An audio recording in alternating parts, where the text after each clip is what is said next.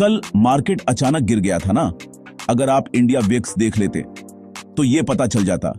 ये इंडेक्स बताता ही नहीं, वार्निंग देता है मार्केट के मूड की।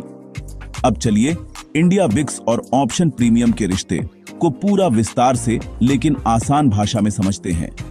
इंडिया विक्स वोलेटिलिटी इंडेक्स क्या होता है?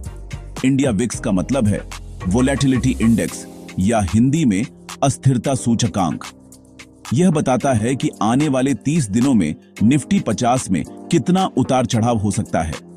सरल शब्दों में समझें, अगर इंडिया विक्स बढ़ता है इसका मतलब है कि मार्केट में डर बढ़ रहा है, यानी आने वाले दिनों में तेज उतार चढ़ाव हो सकता है।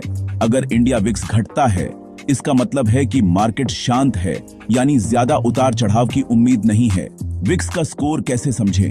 अगर विक्स 10 से 14 के बीच है तो बहुत कम वोलेटिलिटी है, मार्केट स्थिर है।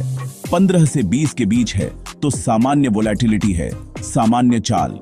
20 से 25 के बीच है तो हल्की घबराहट है, ट्रेंड बदल सकता है। 25 से ऊपर है तो ज्यादा डर या पैनिक है, मार्केट में बड़ा मूव संभव है। वीएक्स कैसे काम करता है? इंडिया विक्स की गणना एनएसई यानी नेशनल स्टॉक एक्सचेंज करता है। यह निफ्टी 50 ऑप्शंस के प्रीमियम से निकाला जाता है। अगर ऑप्शन के प्रीमियम बढ़ रहे हैं तो इसका मतलब है कि ट्रेडर भविष्य में ज्यादा मूव की उम्मीद कर रहे हैं, इसलिए विक्स बढ़ता है। ट्रेडर के लिए इसका महत्व: पहला, अगर विक्स बहुत ज्यादा है तो सावधान रहें, मार्केट अनिश्चित है।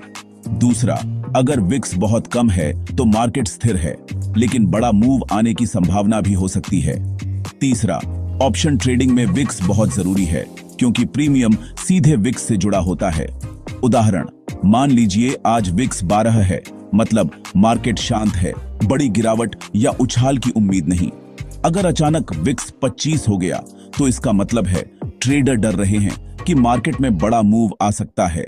अधिक जानकारी के लिए इस नंबर पर